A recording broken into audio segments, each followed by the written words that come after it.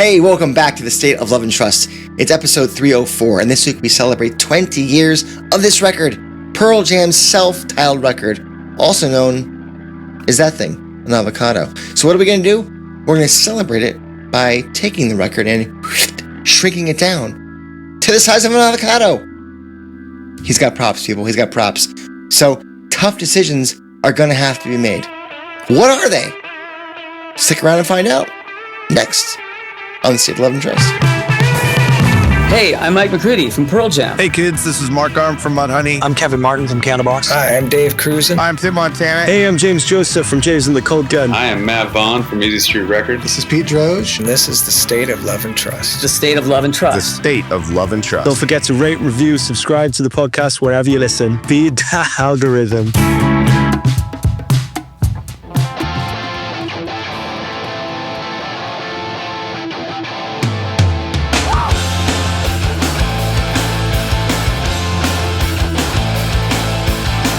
Welcome, everybody, to another episode of the State of Love and Trust podcast. I'm one of your two hosts, Jason Kerepesi, and alongside me, as always, is Paul Ghiglieri. Paul. We're here to celebrate 20 years of this album right here. Look at this. That is a ripe avocado. It is tailor-made for Taco Tuesday, not gonna lie. He's got a prop in his hand, and it's an avocado. By the way, it is a... Is that a Haas avocado? Oh, you know it is. Yeah, this is ready to be eaten. I should make some guacamole after this. Hello, everybody out there. Yeah, it's 20 years since Avocado, Pearl Jam's self-titled record, was a thing, and I cannot believe it's been that long. It's nuts when you think about it. I can't believe it either, and I say that because I remember when this record dropped, thinking to myself, gosh, man, 2006. It feels like just forever. It's been 15 years. Like, these guys have been around. I wonder how much longer they're going to go. I know. 20 years later, we're still doing it. I love it. We are. That amount of time is shorter than the amount of time since then. That means that this shirt is now 20 years old too. Oh my God, it fits incredibly on you. Let's not talk about that. Paul's only showing this half up, so we don't need to look at the other half down. It's a midriff shirt these days. If you want to see what's below Paul's midriff, hit that like button, subscribe to the channel, and hit the bell for notifications, won't you? It really does help if you're here on YouTube, so thank you very much. If you've done that already, thank you, and thank you. So if you haven't already, do that now. And Paul, if they're listening only, what should they do? They should rate, review, and subscribe on their preferred podcast platform of choice. Feed that algorithm. Feed it with your algorithmic guacamole from Avocado 2006. We need it. We gotta have it. This is do you remember this? The It was creepy, man. It was like puzzle faces and melting. All kinds of creepy stuff in here. Melting visages. That's an eye. Was it what's going on here? We gotta ask Bradley. Look at that face. We should. Oh, that's creepy. Love Avocado. And by the way, if you've been listening to Pearl Jam Radio, you might have heard these two voices. You may have. And Paul, our friend Jessica Leckerman, doing the hosting stuff. It's been a fun ride doing this. Really, really enjoying it. For those of you who are not on SiriusXM, listening to Channel 22, Pearl Jam Radio, I highly encourage you to do so. Not because we're there. Like we are like these interstitial, little fragments in between your beautiful listening experience. But we are there to help kind of usher you along and introduce some fantastic songs. So I encourage you to give us and Pearl Jam Radio a listen. We are like those elderly ushers at a baseball stadium who don't really need to be there because you have the ticket. Like, okay, yeah, I'm in section 124, row M, seats 21, 20. That's literally all we're doing. We are on the air. Yeah, we are being broadcast to guide you to section 124, seat M. Okay, so that's we do it with a little bit more spunk than that. What is this? Row M? You're over there. Yes, thank Come you, sir. for the Appreciate it. music and stay for conversation with us. How about that? The tales that we weave in between songs for about 45 seconds a pop, once an hour. That's all for you. But besides that, enjoy that if you want to. By the way, if you enjoy this show, there is some links at the bottom. There are some links at the bottom for stuff like the shirts and the glasses and all kinds of fun stuff. And there's Patreon, where our community is strong and thriving, Paul, on the Discord, and they make it into odd episodes too. We have all kinds of questionnaires, and we get their takes on the air from time to time as well. Great community over there. So if you're interested, go hop on the link below and check that out. Otherwise, we have got to get to a segment we've done a number of times. Your idea 3 years ago now? How long ago did we start this? Long, yeah. Yeah. About 3 years ago or so. This is something that if you've read the title of the pod, you know it's called LP2EP. Explain to those who are new, Paul. Well, it's about taking something that's very long and compressing it into something that's much, much shorter. So how do you take a record like Avocado, and how do you distill the essence of that record into something that can fit on an EP? So it's a challenging exercise, and I think that when you think about it, distilling it into a cohesive EP is a lot harder than just rearranging the tracks. You know, we always talk about retracking the album, which is a great segment. We really enjoy doing that. I find this to be a more fulfilling, challenging one, because you're no longer just like filling in gaps, or like you're like making surgical cuts. You know what I mean? So the goal really becomes clarity. You're trying to identify the album's essential emotional thesis, and you're stripping away anything that diffuses it. So it's a lot of fun. For those of you who have never done it before, you got to try it out. You just have to, right? So instead of thinking like best songs, you have to almost think irreducible core of an avocado. There you go. Focus camera on the avocado. Look how ripe it is. Irreducible core of an avocado. That's what, that's what we end, did. I should get a knife and cut it and see if this is ripe at the end. So you want me to take this and condense it? Yeah, that's saying. Exactly what I told you. Cut it in half. I feel like I might break it if I did that. Side 4 of disc 2, just inside job, by the way. Okay, so Avocado. I think the key with distilling this record down to an EP length, I think you're preserving two big things here for me, Paul. Okay. One is energy, because there's a lot of good energy on this record. Two is a political edge that I think was maybe not so much there on the previous record, Riot Act. There was more an emotional response to things that made you feel sad and upset and angry, but there wasn't a biting retort or reply or illustration or articulation of what was doing that, in my estimation. But I think at the same time, there is a humanistic reaction, an introspection that cannot be lost either when making your deductions.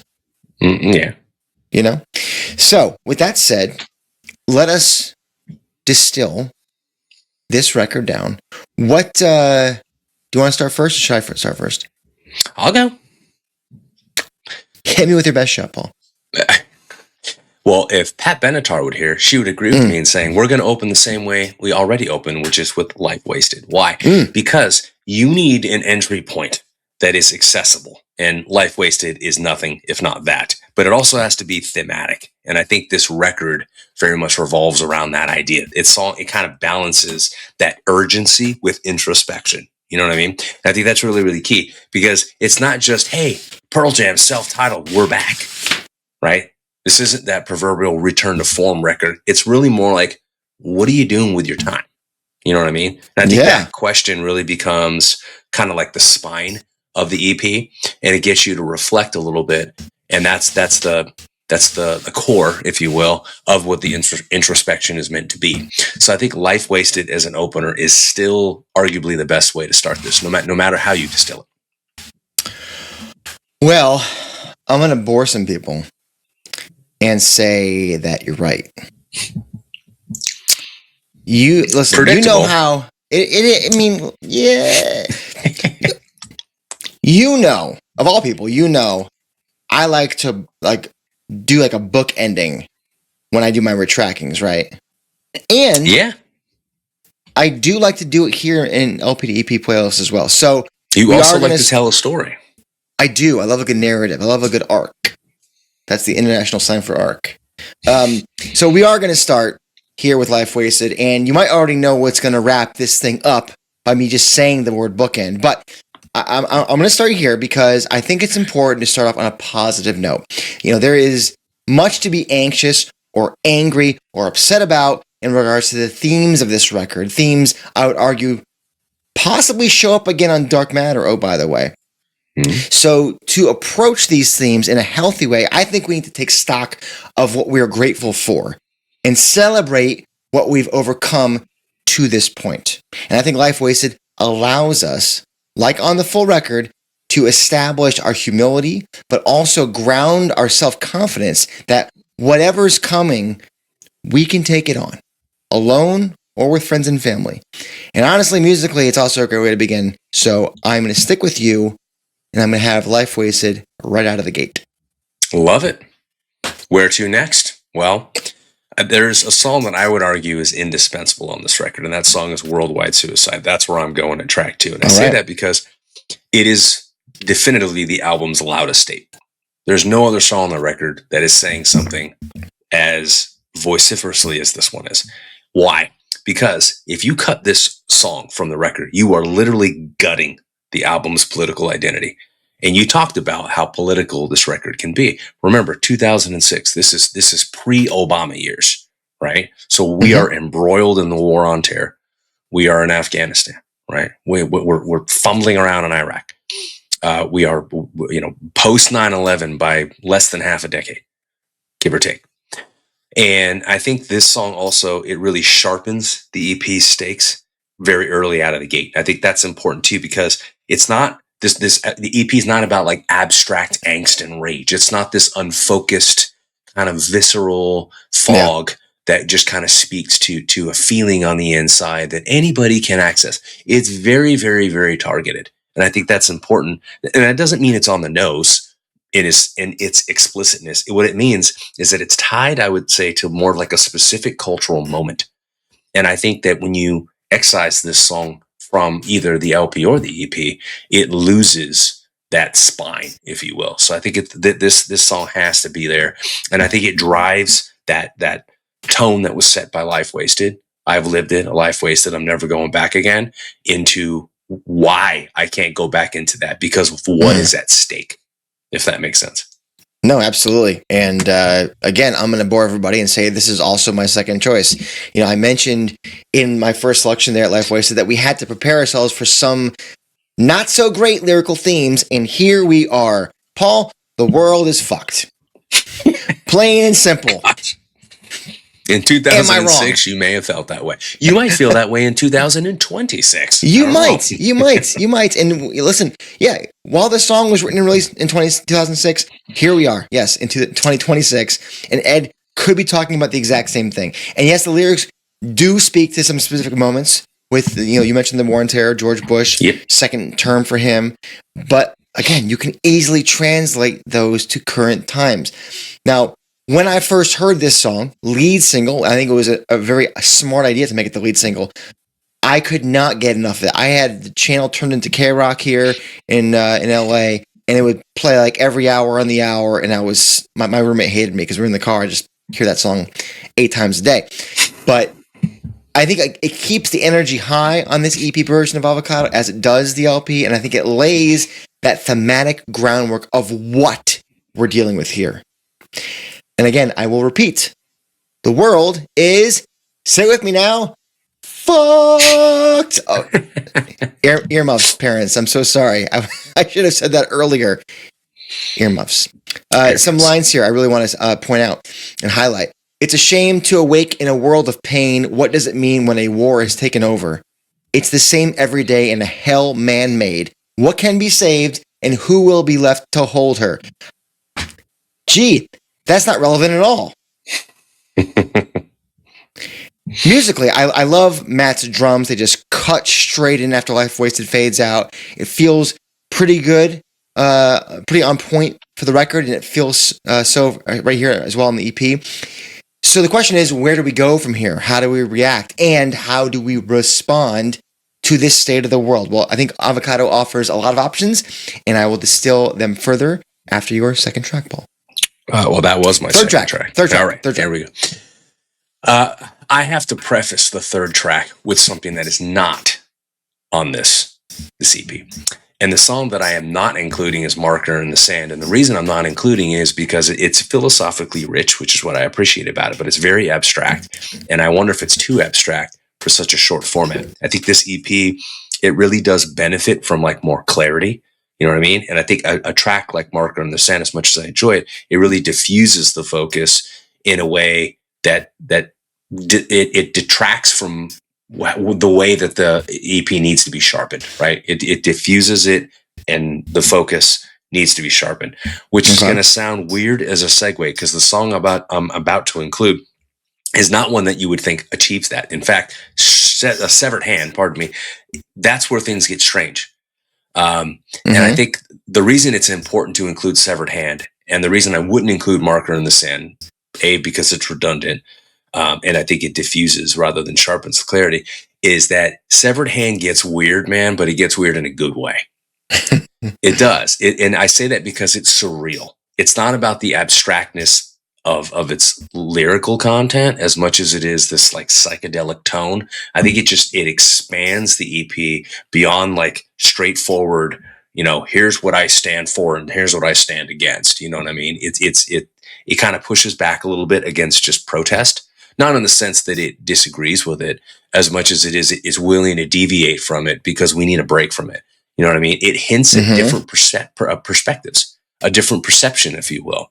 I think it also, it points us to something that was very important thematically at the time, which is misinformation and disinformation, just as relevant and prevalent today in 2026, 20 years later. I also think that it touches upon the idea of instability, also just as relevant, prevalent in 2026. So here you have a song that, sonically speaking, is able to communicate that perception, the altered perception, because it is kind of funky and psychedelic, that sense of misinformation and disinformation, and that volatility and instability. And it's not relying on its lyrical content to do that. Why is that important? Because without it, the EP would feel a lot more literal, far too literal, I would argue. So I think that's why Severed Hand works here in ways that Marker in the Sand is not. So I'm going with Severed Hand here as track number 3. Finally, we have a break. Paul. And I love everything Tell you me just you're said. going with Marker in the Sand. You're goddamn right I am. Oh, gosh. Let's go. I literally just made my dissertation on why that song does not belong on this EP, and that Severed Hand does. You have a rebuttal, good sir. Again, I say you're goddamn right. Let us hear it then. I'll start with some lyrics. Those undecided needn't have faith to be free, and those misguided, there was a plan for them to be. Now you got both sides claiming killing in God's name, but God is nowhere to be found conveniently. How do you, as a regular person, just trying to do right by your fellow man or woman, look like people like this and say, yeah, we're going to be okay? It is so frustrating to see those who profiteer and bastardize their religion fighting others, doing the same thing, by the way, I think. And the goals of each are often completely misguided and antithetical, not only to their religion's actual mission statement, read the red lines, as they say, but to solutions that actually help the majority of us. The frustration in this song is so palpable, as is the condemnation. But that ain't all. There is also exhaustion, Paul, and the feeling of futility and fatigue. It can be, right? And fatigue. And it can be hard to escape those feelings. More on that a little bit later. I have some more lines here. I feel a sickness coming over me, like watching freedom being sucked straight out to sea. And solution, from me, far it would be, but the delusion is feeling dangerous to me. The title of this song is so brilliant because it matters so much. These markers, these red flags, they can be teachable moments that we can come back to, like highlighted sections in the books that we read. The question is, if we don't come back to them soon enough, will the sand eventually bury them completely? And I think that's why it's important to have this song on here, because you might be confused and angry and trying to find reason as to why the world is fucked, as I mentioned. And in this situation, in the album's themes, it's so based around the war on terror and the George Bush second term and the whole shebang there. And I think that when you're observing people who claim to be trying to fix things or claim to be, on the right side of history or whatever you want to call it, and this is how they're doing it, and you're like, but you're not, that's not how this works. What are you doing? It's a fatigue. And I think this song is an overshadow of both sides of the coin and only adds to the confusion and the frustration and the anger that a lot of folks feel or felt at the time. And even the dog. Can you hear the dog? The dog is upset too. I swear to God. The dog gets it. So I understand that you think it diffuses the point. I think it's more of a fog that happens to envelop all of it. And it's a warning that, like, there are people that are going to try and divide you based on these things that they're commercializing, they're profiteering on, as I said. Yeah. And you got to be aware of that. Because if you can't learn from the mistakes that are being made, they're going to get buried in the past. I hear you. I think it's so important here. So your argument then is that, as explicit and on the nose or literal as it may be, the inclusion of this song is important because of the salient point that it's making, and therefore, it broadens the argument in a way that otherwise would maybe feel too narrow almost. Yeah, I think it adds another layer of perspective to what, think about what Ed's saying in Worldwide Suicide. He's describing how the world is fucked and what's going on and pinpointing details and the president and the picture on the shelf, the mantle. And on top of that, you have, we got to do what's right because, Jesus and blah, blah, blah, blah, America's the beacon and yada, yada, yada. And you're using this propaganda. And Mark in the Sand's like, but hold on a second. Both sides are saying that in their version of the truth. Right. And that clouds everything. And so I think it's very important to have that layer, that cloud on top of this, and not just be as focused, I guess. I hear you. I can get behind. Who got that right? Me or you?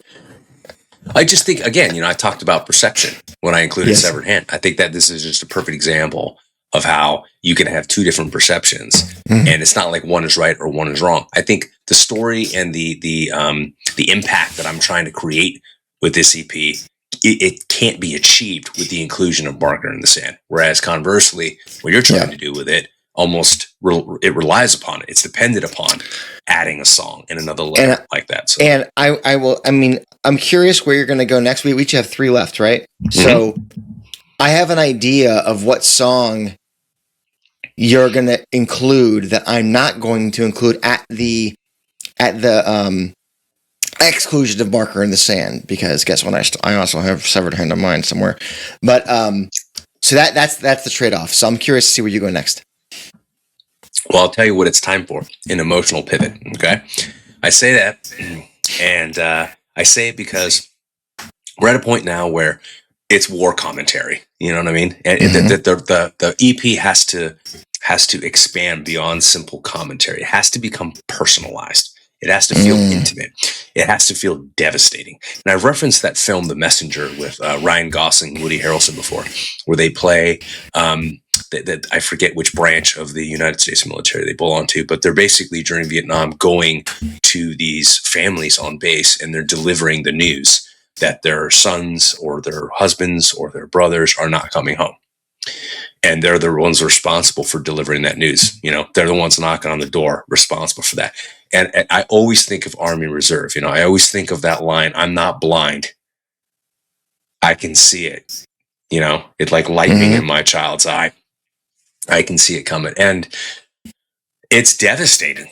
It's devastating to feel it. It's devastating to experience it. It's devastating to be the one that has to deliver just the news of it. You know what I mean? Even when you're not directly tied to it, just to be indirectly associated with it, it's devastating. So a song like Army Reserve is essential to provide that personal, intimate, devastating pivot, essentially, on an emotional level. It kind of transforms the EP from, hey, I'm making an argument, into, no, I'm telling a story, and it's a human story.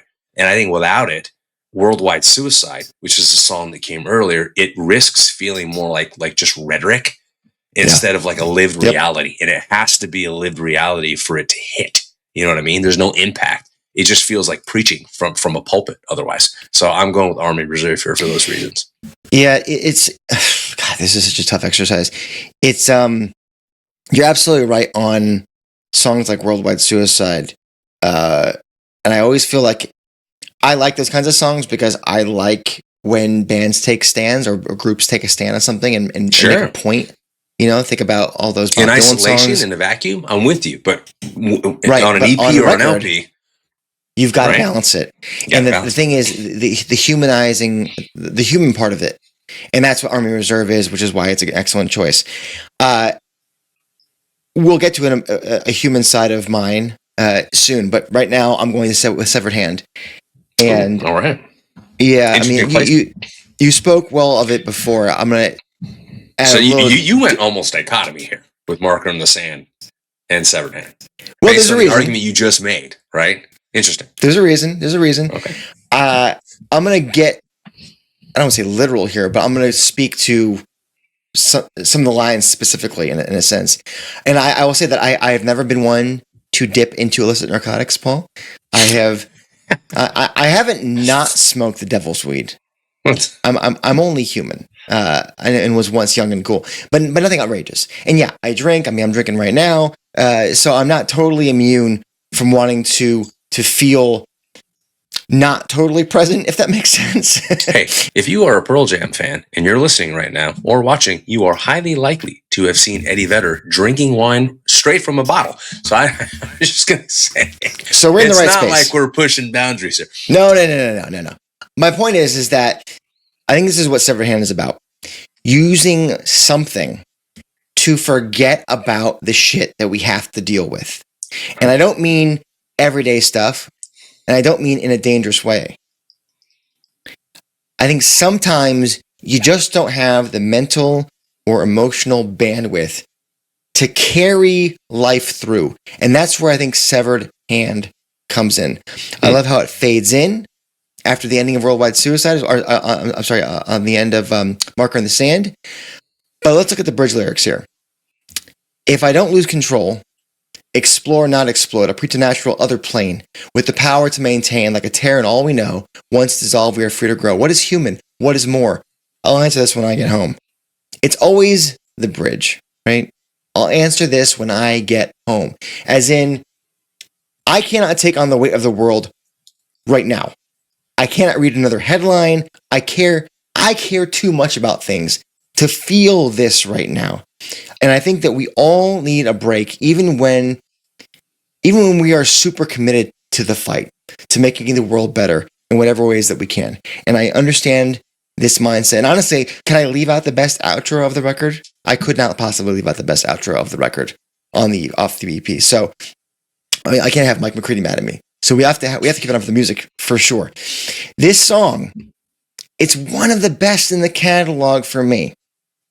It's really, really good. So it fits well on the EP, and therefore it fits well on the EP. And I think that when you think about the frustration and the anger and the confusion that I've layered with Worldwide Suicide and Marker in the Sand, sometimes the best of us need to escape for a minute and take a breather so we can come back stronger to fight the good fight.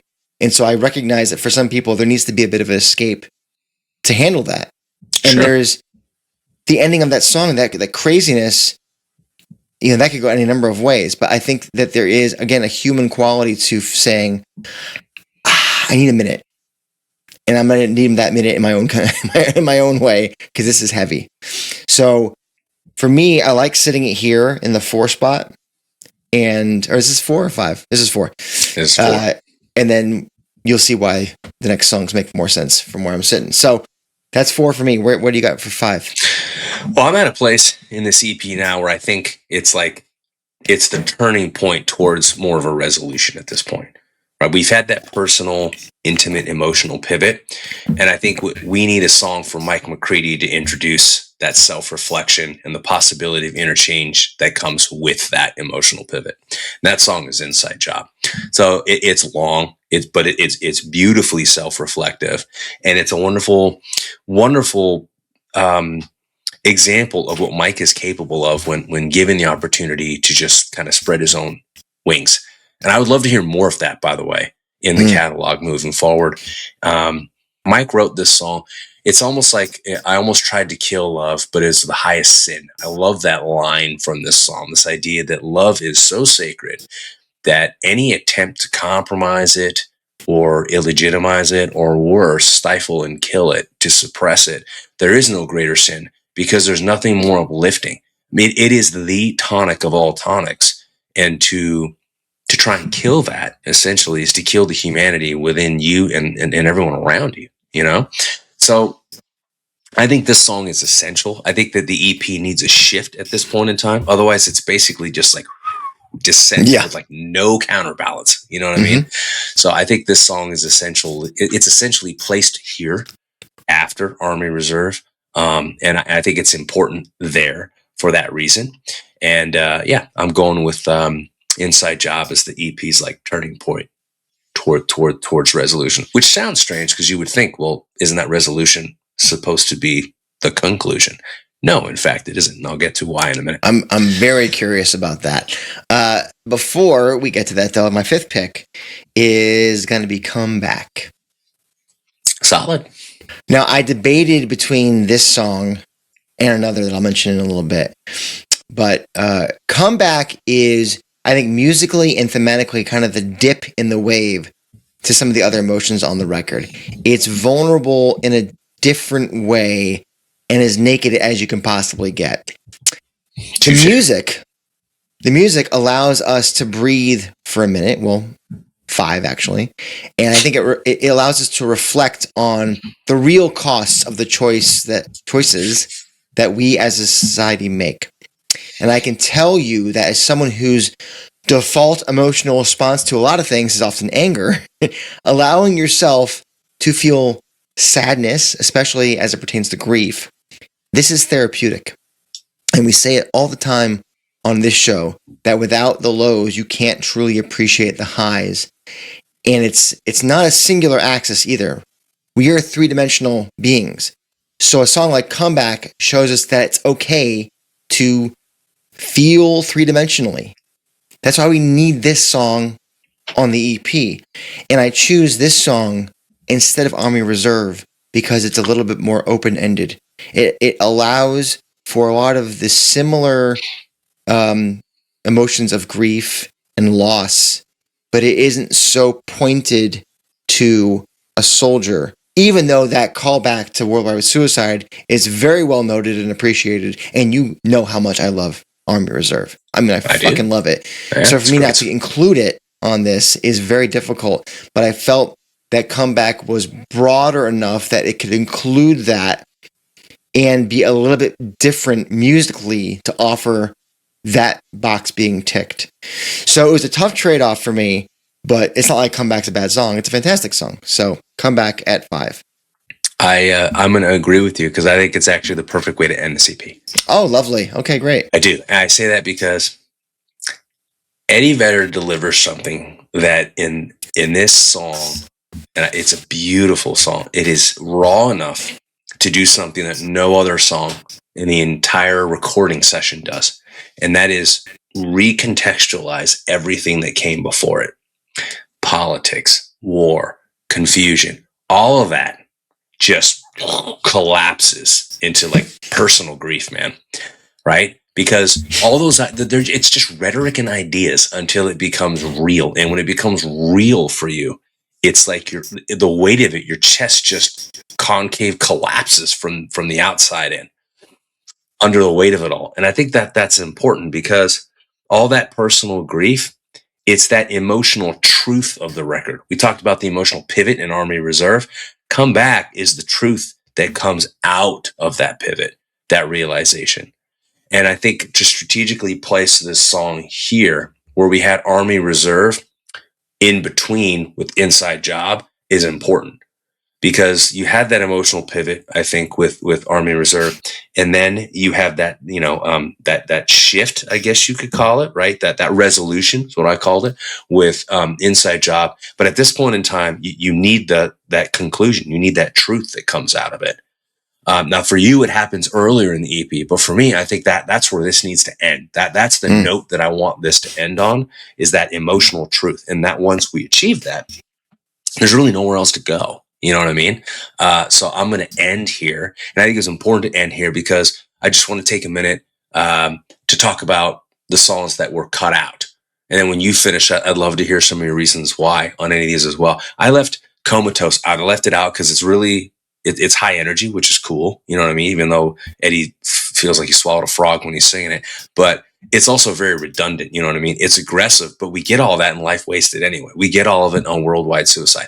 I left out Marker in the Sand for reasons I've already enumerated, so I'm not going to dive back into that. I love Parachutes. I could not stand that song when I first heard it, just because I was ignorant and stupid. But but it's like, it's that melodic tradition of the Beatles, but it really slows the momentum down on EP. You know what I mean? And so if you stick that anywhere on this 6-track EP, it just completely slows the momentum at the wrong time, no matter where the heck you put it. You know what I mean?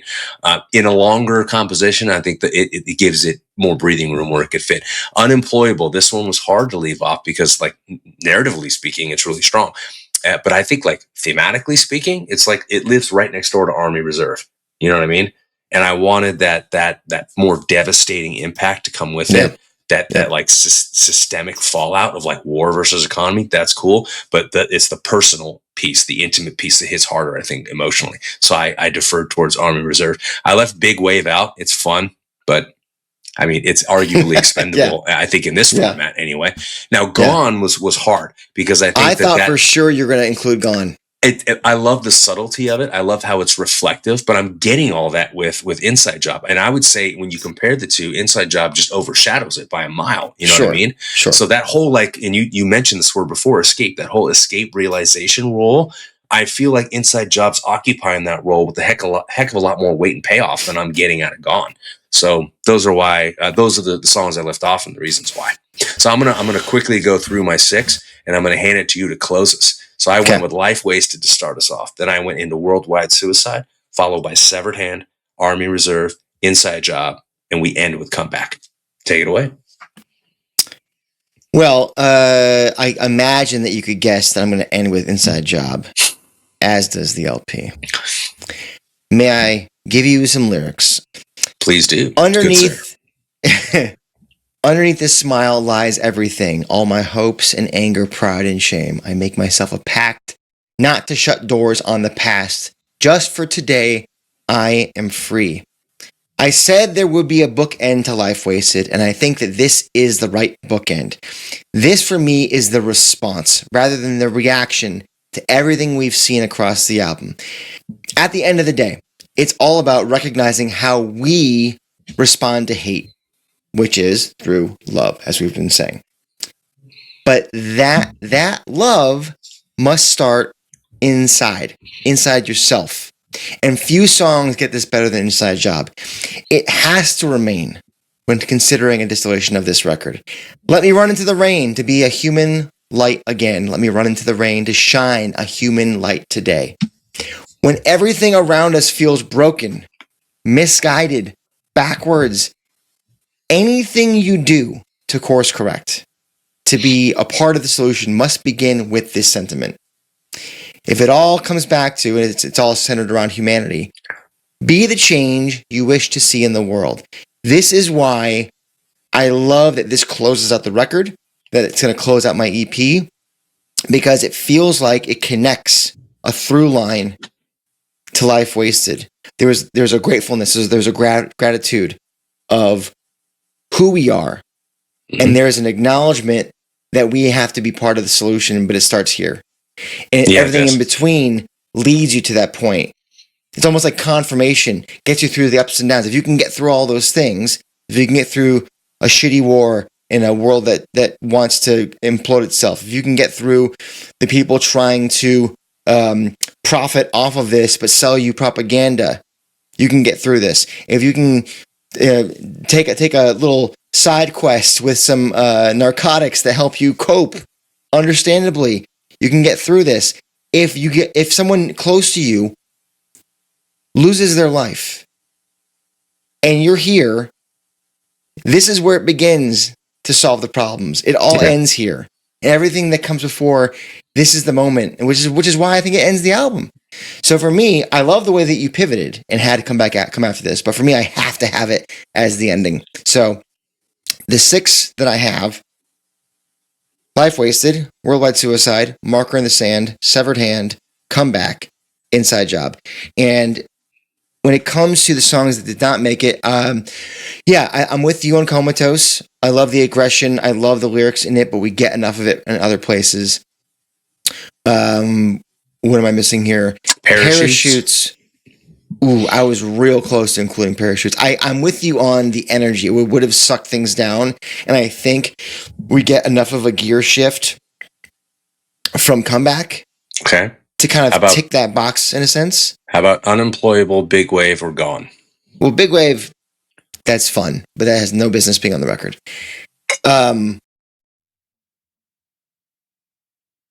Gone. I think Gone makes a lot of sense. It's a reaction to. Honestly, it would have to replace Severed Hand. Both are escapes, but one's a far more interesting song musically, and I think even more interesting thematically. What else? Unemployable. Unemployable. Great, great shout out Unemployable. I think it does a lot of the same things that Worldwide Suicide does and Army Reserve does in together. So you think I want to be more concise and just take the one song for the two, but the two songs are better musically, even though Unemployable has one of the best lines in the record, Scared Alive. So that was difficult. It was difficult. Parachutes I liked a lot because it was kind of the antithesis to feeling like shit. Like, through all the bad things, you made me find love is a great way to possibly even end the record, but just couldn't make it work. And I felt like this was what I had is stronger. So that's why. Okay. That's why I didn't do it. There we go. Makes perfect sense. Does it make sense to you out there? Tell the avocado in the comments. I'm an avocado. What did you think about this? Sorry, that was terrible. So there you go. Those are our EPs of this fabulous record, Avocado, self-titled.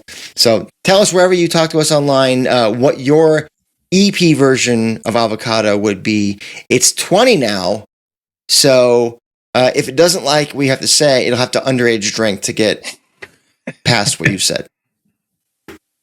Don't do drugs, kids. That's all I can say. Or you might lose a hand. You could. By the way, how great is Brad Clausen's Toronto poster with the severed hands just sitting there on the whole poster? I was on a trolley. It's behind you. It's behind you. And I know it is. Yeah, I was on a trolley to go see a baseball game here in San Diego, and I'm with this guy, and his hand is all bandaged up, and he's like, a guy's like missing like 4 fingers off of one hand. I'm like, what happened? He looked total disarray. Clearly, the guy was on the skits, and he tells me, he was in a place in his life where he was doing the very thing you just told kids not to do. And he was playing with fireworks and firecrackers. And sure enough, one of them blew all half of the fingers off of his hand. So when we say severed hand, you think I'm joking. I mean that literally. Be careful out there. Be careful. Don't play with fireworks. Don't. Oh, my God. So dumb. Anyway, it's not dumb, Paul. Bringing back our Lyric of the Week segment. Ooh. It's back, baby. One more time. This week's Lyric of the Week.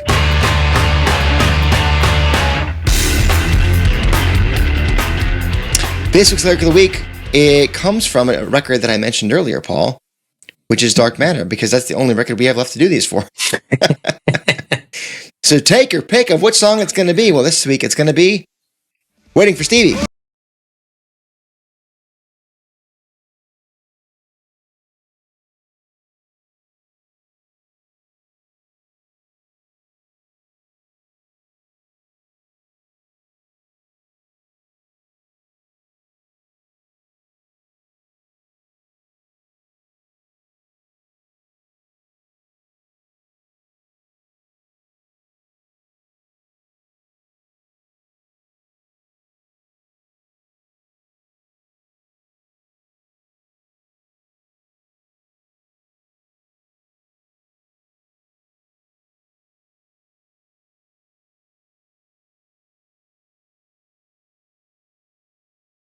All right, so Waiting for Stevie. These lyrics are from, I guess it's the chorus, technically. It happens a few times in this song, so we'll call it the chorus.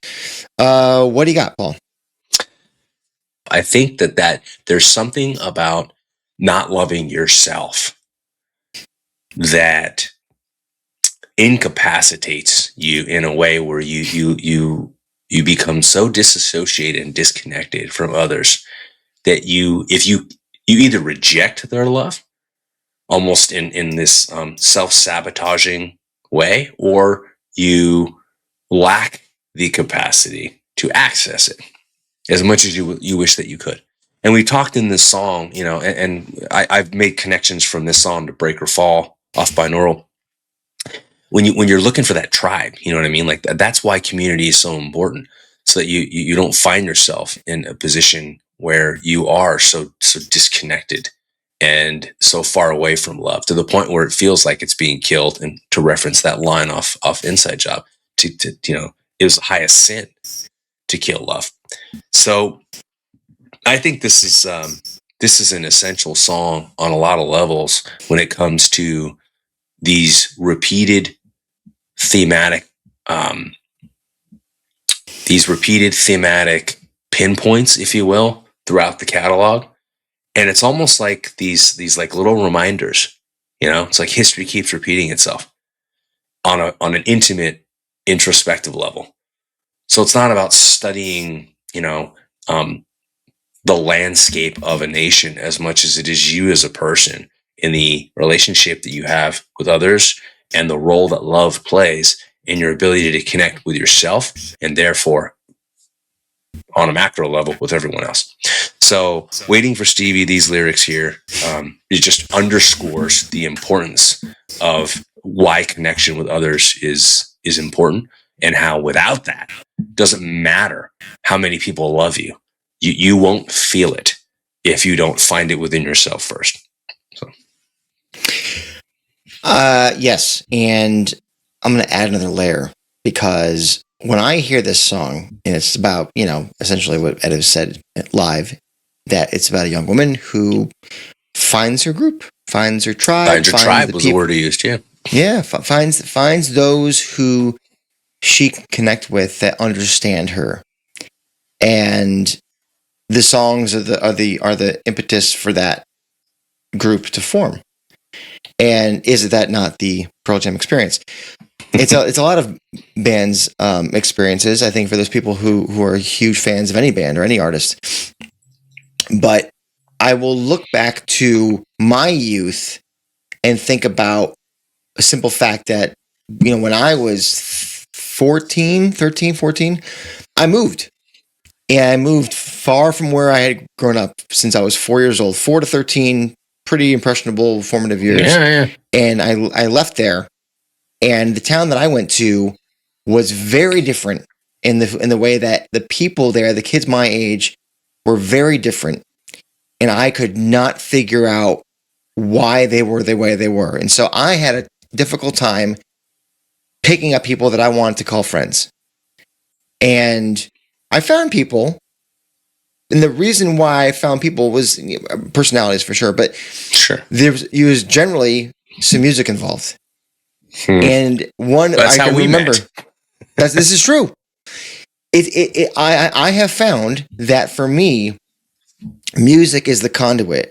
If you tell me that you like X band or X song or X album, I will say, and I like that too. I'll be like, oh, tell me why you like that, because I have reasons, and I'm sure maybe our reasons are similar. And then what's behind those reasons of yours? What's your life like? What made you, and all of a sudden, and this is why I love doing this show, because we ask these kinds of questions all the time between ourselves and between whoever's our guests are on the show.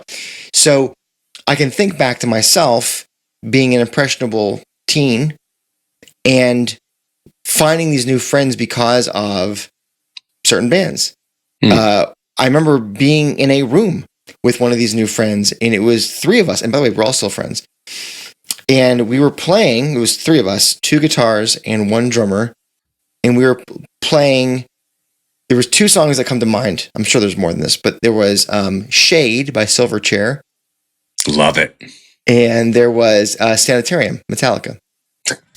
And so we were playing these, trying to play these songs, but it was the impetus of being fans of Silverchair and Offspring and Metallica and Tool and Ozzy and Pearl Jam and Nirvana and STP and Rage and all these bands, and coming together and then playing some of the music and then listening to the CDs, because we were, the 90s CDs, hello, the Iowa 5-disc changer, do whatever you got to do, and that's how shit happens. And then you go to your first concert and you go, oh, wow, this is like, give me some more of that drug. Holy shit, this is that experience, that camaraderie, but on a greater level. So when your favorite band writes a song about that, oh my God, experience, you're like, holy shit. And that's why when Jonathan Cohen talks about this song giving off Breath vibes, well, Breath is probably my favorite song, because it is this like, here we are, everybody. This is it. This is the community feeling, apex, catharsis, whatever you want to call it.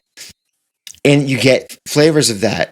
And so when I hear Matt do the snare roll into the bridge, and then he's waiting, and there's that riff, and then that and that sick drum fill back into and he's double timing the snare, and then Mike's going off into the clouds, and Eddie's soaring over top. Like, that is the thing. And you remember why you're in the tribe, and you remember everyone that you're looking at in the room being like, yep, this is why we're here. That is this song, and those are these lyrics. I just spoke for way too long, but I love this shit, and I hope you guys do too, and I hope this is why we're all doing this thing, because you can find those moments, those personal moments that come back to why this song speaks to all of it. It's brilliant.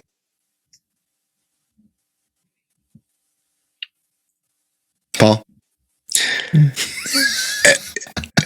I agree with everything you just said. But and what's no, there's no but. Okay, I say that because what's interesting is that there's a heaviness to the song when you're listening to it.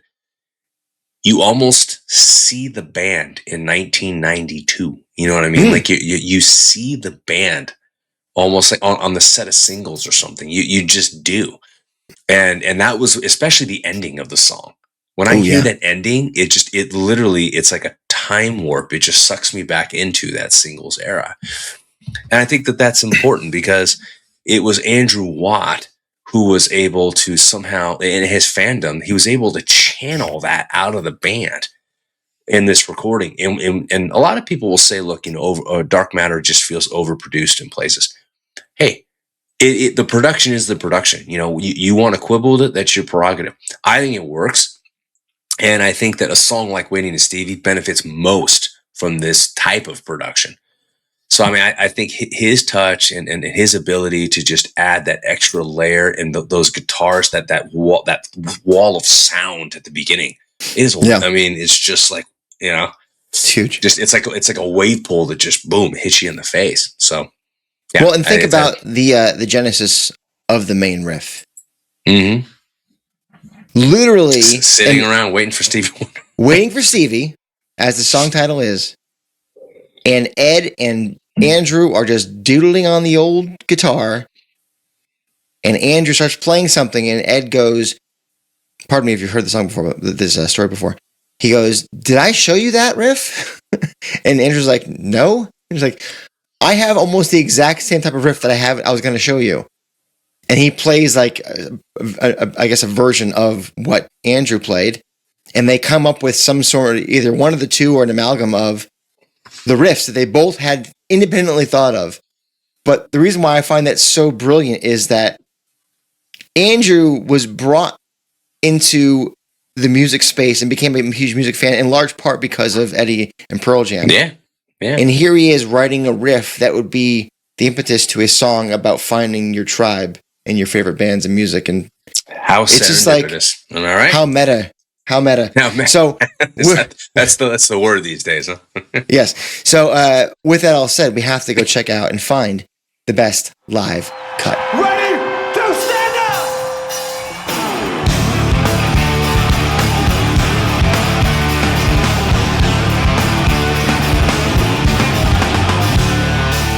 All right, Paul. 19 times so far. The Waiting for Stevie has been played. Where and when have we decided is our favorite thus far? I'm actually shocked. It's only been 19 times. I would have imagined it would have been played on every single set list. Well, they were for the first leg of the tour. They were really cranking them out, and then it started to be more sporadic. Which I can appreciate. Here's the deal. There's only one place to go with this, right? When we heard Better Man, I said the best live cut was Soldier Field with Brendan O'Brien on the keys, because there was just there was something intrinsically tied to that album cut, that the way the song came together.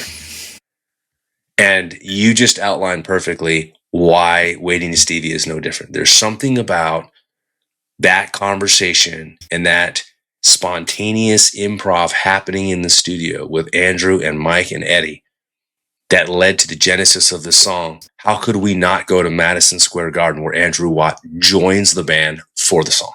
All right. September 4th, 2024, MSG. So, Paul, this is wow, first of all. Yeah. And when we do our live city, it really is. When we do our live cuts, I'll type in the name of the song to my iTunes, and I'll see all the different versions pop up and populate. I go, all right, got my work cut out for me. Pop on the old headphones and just get after it. And then you're looking for the little things that sparkle, the little thing that stick out from the, is Ed on his game? Is Matt bringing it? Is this Phil ridiculous? Is Mike in another world? Is he not? Is Stone fucking things up, or is he on point? Like all these little things. Is the crowd amazing? How is the mix in the building? Because every building is different, as Brett Eliason told us. And that bass, by the way, I mean, like, it cranks too. Jeff is a thick boy on this track, I should say. But so are the guitars. Holy shit. When it first started, I'm like, is there a little... It's a wall of sound, man. I go, is there a third guitar? Oh. And I couldn't... It sounds like there's a third guitar. And this is... By the way, this is happening because my brain had completely forgotten that Andrew Watt was there guesting on this. I had to Google it while I was listening. I was like, oh shit, he is there. That makes sense. And then all of a sudden, once the solo comes in, I'm like, my brain is melting because I'm hearing Mike doing Mike things. And then in the center channel is Andrew, like just... Which is nuts. Going crazy. We went to Ohana and it was Eddie, but Andrew came out for Rear View Mirror, and he's like going bananas on the stage. Yeah. And it's like, man, this guy can shred. You put the two of them on the stage at the same time, it's utter chaos. Is it too much, Paul? No. Can you ever have too much shredding? No. Not at all. No. No, you cannot. The answer is no. And I defy anyone who says yes. So, that is why New York City is the right choice. Our choice, at least. I will say, Paul, we had many very close honorable mentions that could have been the choice. I loved Napa. We had Vegas. We had Wrigley Field in Chicago. There's one more that you really loved. Was those are the ones that I love. Okay. Those are my favorite ones as well. I like the Seattle one. Towards the end. Which one? Night 1 or night 2? Do you remember? I think it was night 2, actually, but I'll have to double check. Yeah, so there you go. I think where we landed is where we should have landed. The energy of the garden. Oh, I haven't seen a garden concert at Pearl Jam since 2003. It's been a minute. It has. You know what? Next time they do a Madison Square Garden show, we should both go. Let's be. I'm sick, and then we just fly. Little overnight. Yeah, we talked about Marker in the Sand and Severed Hand, and then Now you're talking about your ideas and my wallet. We'll figure it out. We'll figure it out. Exactly. Dude, when I went to the Fenway Park 2016 shows, I am a little embarrassed to say that I flew in on financial fumes. Fumes, my friend. The credit cards were all just like, help me, I can't see the ceiling. It was brutal. And thankfully, when I got back, I got paid. But like, there was that window where I was just like, dude, I've got like $80 to spend on merch and food for 3 days. It was ramen. But hey, and corn nuts. It all worked out, and I had 2 great shows in the old memory banks. So the point is, see the damn show. What's an Jason, APR doling between out friends? Financial advice that you should heavily reconsider before you take. Also, don't do drugs lest you lose your hand. But listen, if you have a scotch every once in a while when you're doing a podcast with your buddy, right. That's fine. We're starting to tip off the rails a little bit. So as before we are do that wont completely, to do. Exactly. Go ahead and like that video, subscribe to that channel, and hit that bell for all the notifications if you're here on YouTube. Paul. Rate, review, and subscribe on your preferred podcast platform of choice.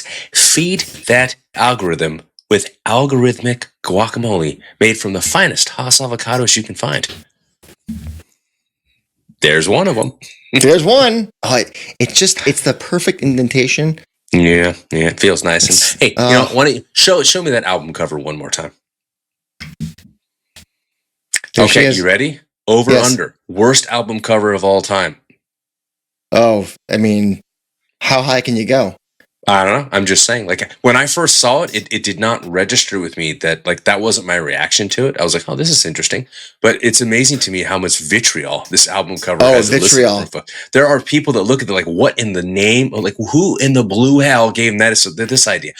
Well, that's why it's blue. I don't know. But I don't know. I'll tell you it's an interesting choice. I can't say that it was, the worst album cover. Is it the worst one in the catalog? What do you think? That's a great question.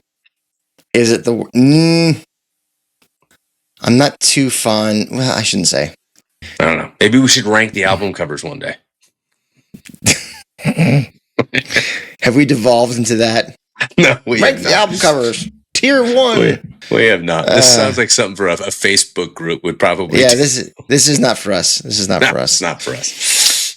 Come to our Discord, though, and find out. Yeah. Speaking of Discord, Patreon and the Pod Shop, great places to support the show. We do appreciate you guys. Honestly, seriously, anybody who's bought anything or subscribed to the old Patreon, we appreciate you. So thank you for that. And we got more to come. We have, 2 or 3? I think 3 interviews coming up in a matter of weeks with someone who has been here before and 2 people who have not. And I'm very excited about all 3. Oh, it's very exciting. So check us out on the Pearl Jam Radio. And in the meantime, we love you.